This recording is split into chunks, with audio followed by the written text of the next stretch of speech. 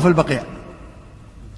الرافضة ما يدفنهم في البقيع، لا، مستحيل، ولاء وبراء يا شيخ، حتى البقيع ما يبونه، لكن بعد الغسيل يجيبونه للصلاة وين؟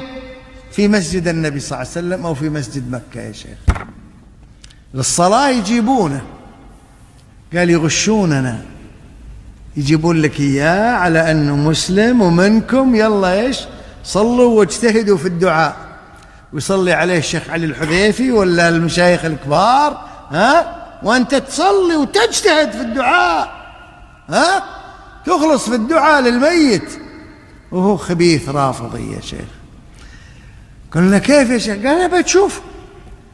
قال انتبه لهم وهم يجيبون الجنازة، معروفين النخاولة اللي في المدينة، رافضة المدينة معروفين، نعم.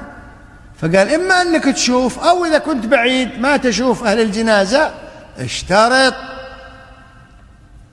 قلنا خلاص شيخنا كيف نشترط؟ قال أبدا، قال أنا طول عمري هكذا، إذا شفته والله ما أصلي عليه، لكن إذا ما شفته وأنا بعيد قال أصلي وأشترط في دعائي اللهم اغفر للمسلمين والمسلمات والمؤمنين والمؤمنات الذين شهدوا لك بالوحدانية ولنبيك بالرسالة. دائما نقولها صحيح، لكن قال زيد عليها واحدة، وشهدوا لجميع أصحاب نبيك بالولاية، جميع الصحابة.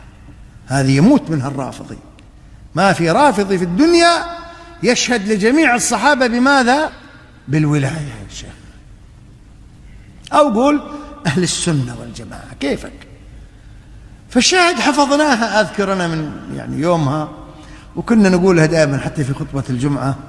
وبعدين تضايقوا بعض الرافضة، قالوا هذا يطلعنا من أطلع أبوك من الدعاء، أنا أشتغل عندك، أنا أدعي لك أنت وأمثالك، وأنت تسب أبو بكر وتسب عمر وإحنا نشتغل لك بالدعاء. لا والله ما أنا بالدعاء، ولا رائحة الدعاء أنها تقرب عندكم يا شيخ، نتقرب إلى الله بعدم اقترابكم من إيش، ولا اقتراب الدعاء منكم، والله نتقرب إلى الله بهذا.